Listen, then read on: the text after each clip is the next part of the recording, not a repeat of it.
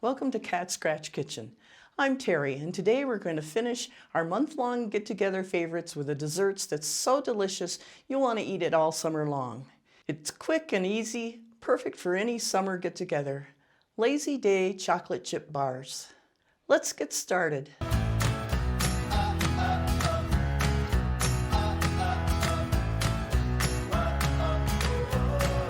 Okay, first thing we need is a 9x13 pan that's greased.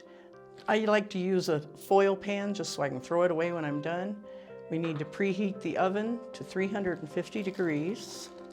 And we need just a plain yellow cake mix. Only 4 ingredients, so this is super easy. Then we're going to add 2 eggs, and we just want to beat them slightly.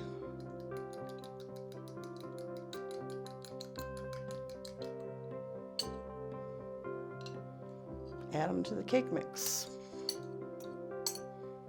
I've got 5 tablespoons of melted butter that's cooled, and this is just regular salted butter. And then we have a 12-ounce bag of chocolate chips. I'm using mini chocolate chips just because it seems to me like you get wider dispersion of the chocolate chips, but you can use regular ones. This is what I had on hand. Now you can mix it by hand, but it's easier if you mix it with a hand mixer or a stand mixer because the dough gets really thick.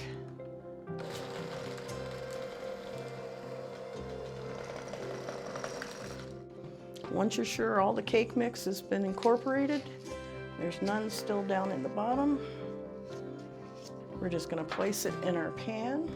You see how thick and stiff it is. And what I like to do now is just spray my hands with some cooking spray and pat them down in the pan. It makes it a lot easier to deal with. Just want to pat it down in sort of an even layer. It doesn't have to be perfect because it will spread just a little bit in the oven. We're going to put it in a 350-degree oven for 20 to 25 minutes.